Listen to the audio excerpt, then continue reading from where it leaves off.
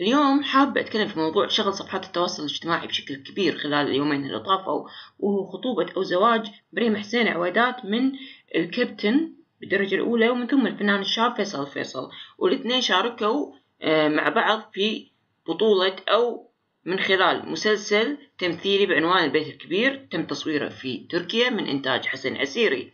طبعا صار لهم فترة كل يعني في سناب شات يصورون ويا بعض بشكل كبير 24 ساعة، ما يعني يعني تبادر لذهني إنه لاف ستوري، يعني يعيشون عليهم بالعافية. هذا مو موضوعنا ولا موضوعي أنا نهائيا، لأن هذا النصيب، وإذا النصيب يه خلاص ما في أحد المفروض إنه يتحكى، أو إن الناس يعني حتى فيصل ما يتحكى، قال يعني في ناس يدشون علي يقول يعني أنت ما يقولوا يكتبوا لي أنت ما لقيت إلا مريم. في الآخر هذا نصيب، الناس غلطانة ترى إن تتدخل، سواء كانت هي أحسن الناس أو أسوأ الناس، هذا الشيء راجع له هو الإنسان.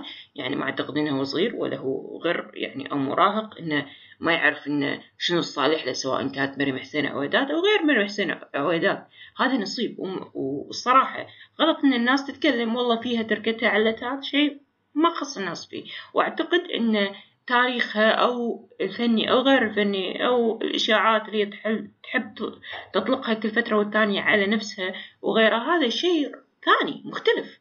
أوكي، هذا شيء راجع لها. لكن أنا الشيء اللي الصراحة اللي أتوقف يعني عنده وايد هو الصراحة، أوكي أنتوا الحين هي جابت أمها وهو جاب واحدة من أهلها وما شنو، أنا توقعت إنه يعني بيصير في خطة أكيد، ولا ليش الاثنين يعني يلتقون مع بعض وقاعد يورونهم صور بعض وهم صغار وما يعني مبينة. لكن أنا اللي بتحكي عليه أو اللي يخصني بعد ما إنه تم إعلان إنهم خلاص اخطبوا بعض أو تزوجوا، إن هي صارت على ذمته ما صارت على ذمته، أنا ما أعرف لهم. أوكي، أو ما أعلنوا خطوبة أو زواج، لأن صفحات التواصل أعلنت قالت والله في ناس كتبوا قالوا زواج، في ناس قالوا لا خطوبة. عموما يعني الله يهني بسعيد بسعيدة. لكن احنا لنا الموضوع اللي نتحكى فيه هو موضوع البوس هذا اللي مصورينه ويا بعض ومنزلينه. لا، واستاذة مريم حسين وعداد طالعت تبرر، لا انا صورت سناب، والسناب احنا الفلاتر مرات احنا يعجبونا واحنا ما شنو، فاحنا نسيفها بدل ما انا اضغط سيف ضغطت ستوري. شو ودي اصدقك الصراحة مريم حسين عويدات، ودي اصدقك، بس يعني على قولة راعي المثل اسمع كلامك يعجبني، اشوف امورك استعجب.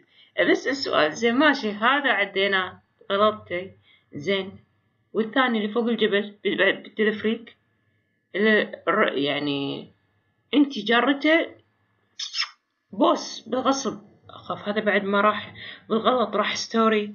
يعني نفسي اعرف مريم انتي على شنو قاعدة تستغبين الناس؟ ترى الاستفزاز مو حلو، ترى يعني مو لازم، ترى انتي اوكي حتى لو انتي مشاهير او فيصل تو صار مشهور زين، بس السؤال زين يعني ترى في مشاهير وايد متزوجين ومن قبلكم ما شفنا هذه الامور، عيب. يعني كاهو يعني ماشي، كاهي فنان كبير سعد عبد الله زوجها المخرج فيصل الضاحي، ما شفنا لها صورة كذي ولا شفنا لها شيء.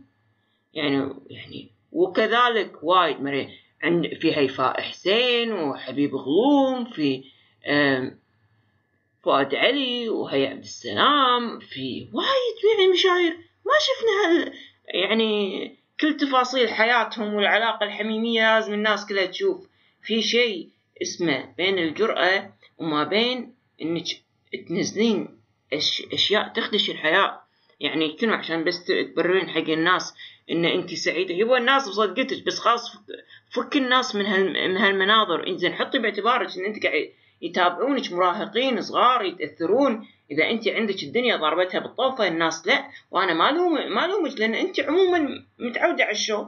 لكن فيصل كونه ريال أوكي ومن بيئة محافظة نفس المملكة العربية السعودية، مفروض إنه ما يقبل إنه يصور كذي. مو كل شيء شو، مو كل شيء بس بستعرض وخلي الناس تشوف، لا وبحر الناس. يبا الناس مو فاضيين لك أساسا، كانوا مشغولين بيجهزون حق رمضان، مو فاضيين، مو ناطرين أو قاعدين مجابلينك أنت مع فيصل اللي مسوينه مشروع إفطار صائم بروحكم. يعني ما أدري أنا صراحة، كل ما نقول هدت لا تطلع تنيلت أكثر.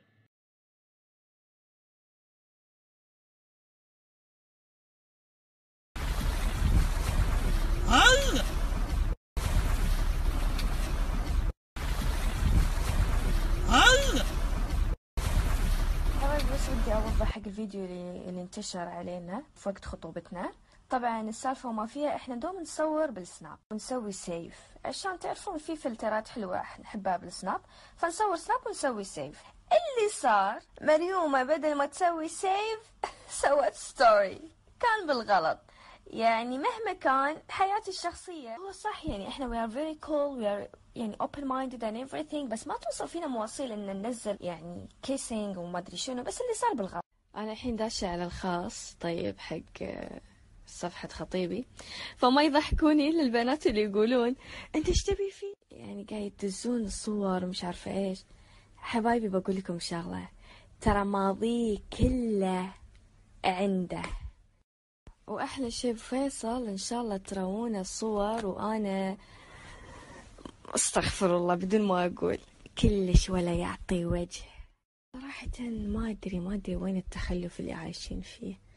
وعلى فكرة اكسات رايلي كلهم بالعكس، يعني انا مالي دخل في ماضيه ولا شيء، فلا تدخلون عليه وتروني او ان صوركم ما ادري شنو. هذا كان حبيبي، المهم كان حبيبك وبعدين جاء خطبك سوالك سالفة، ما سوالك سالفة، ارتاحي حبيبتي. فخلاص خلوني اتهنى وارتاح، حبيبي وخطيبي وريلي وقلبي وابو عيالي، وانتم مالكم دخل. الا اذا تبون تباركون باركون، ما تبون خلاص اكلوا.